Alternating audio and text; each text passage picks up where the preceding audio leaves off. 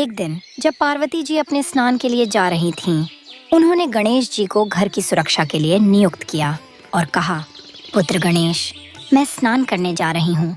दरवाजे पर कोई भी व्यक्ति आए, वह तुम्हारे लिए अज्ञात व्यक्ति है। कुछ भी हो जाए, वह व्यक्ति घर में प्रवेश नहीं करना चाहिए। इतना कहते हुए माँ पार्वती स्नान करने चली गई। अपनी माँ की बात मानते हुए दरवाजे पर खड़े हो गए और किसी को भी भीतर प्रवेश देने की अनुमति नहीं दी। उसी समय भगवान शिव घर की ओर आ रहे थे। जब भगवान शिव जी घर के अंदर जाने ही वाले थे कि गणेश जी ने उन्हें रोक लिया।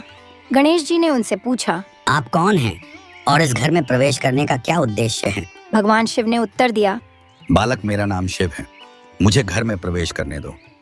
गणेश जी ने कहा, माँ ने अज्ञात व्यक्ति के लिए दरवाजा खोलने से इनकार किया है। मुझे नहीं पता कि आप कौन हैं, इसीलिए आप मेरे लिए अज्ञात व्यक्ति हैं। मैं आपको घर में प्रवेश करने नहीं दे सकता हूँ। शिव जी गणेश जी की बात सुनकर क्रोधित हो गए। बालक, तुमने मेरा मार्ग रोक कर मेरा अपमान किया है और मेरा अपमान करके तुमने मृत्यु को नेवता दिया है। इतना कहते हुए शिव जी ने अपने त्रिशूल से गणेश जी का सिर काट दिया। गणेश जी की मृत्यु शरीर को देखकर भगवान शिव जी का क्रोध शांत हो गया और उन्हें अपनी गलती का एहसास हुआ। ये मुझसे क्या हो गया? क्रोध में आकर मैंने इस बालक का वध कर दिया। इतने में पार्वती माँ स्नान से लौट आईं और उन्होंने गणेश जी की हालत देखी और अत्यंत दुखी हो गईं। वे भगवान शिव जी के पास पहुंची और विलाप करते हुए बोलीं, हे महादेव, आपने मेरे पुत्र को इस स्थिति में क्यों डाला? कृपया इसे पुनर्जीवित करें। भगवान शिव जी ने पार्वती जी की करुणा और विलाप को सुनकर पार्वती जी से कहा, मैं अपनी गलती को स्वीकार करता हूँ। मुझे गणेश जी की पुनरावृत्ति की व्यवस्था करनी होगी। भगवान शिव ने अपनी सेवकों को आदेश दिया, आप जल्द से जल्द धरती पर जा एक ऐसे बालक का सिर लेकर आइए जिसकी माँ उस बालक की ओर पीठ करके सोई हो। कुछ देर बाद सेवकों ने एक हाथी का सिर लेकर आए। भगवान शिव जी ने कहा, मैं गणेश जी के शरीर पर एक हाथी का सिर स्थापित करूंगा।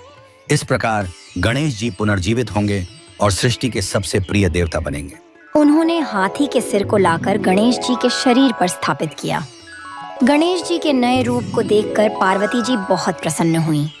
भगवान शिव ने गणेश जी की ओर देखकर कहा, हे गणेश, अब से तुम सभी विघ्नों का नाशक और समृद्धि के देवता रहोगे। आपकी पूजा से हर कार्य में सफलता प्राप्त होगी और आपको धरती पर गणपति के नाम से पूजा जाएगा। गणेश जी ने भगवान शिव की ओर देखते हुए कहा, पिताजी, आपने मुझे नया रूप दिया है और मुझे नया नाम गणपति प्रदान किया है।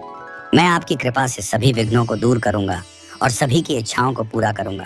शिव जी ने कहा, हे गणेश, आपका यह नया रूप सृष्टि के लिए शुभ और लाभकारी होगा। आपकी पूजा से हर कोई अपने जीवन में खुशी और समृद्धि पाएगा। गणेश जी ने भगवान शिव का आभार व्यक्त किया और कहा, पिताजी, आपकी यह दया और सहायता मेरे लिए अमूल्य है। मैं आपके आदेशों का पालन करूंगा और सभी भक्तों की मदद करूंगा। इस तरह सभी देवी देवताओं ने गणेश जी को आशीर्वाद दिया और गणेश जी का हाथी के सिर वाला रूप सृष्टि में सबसे प्रिय और आदरणीय हो गया।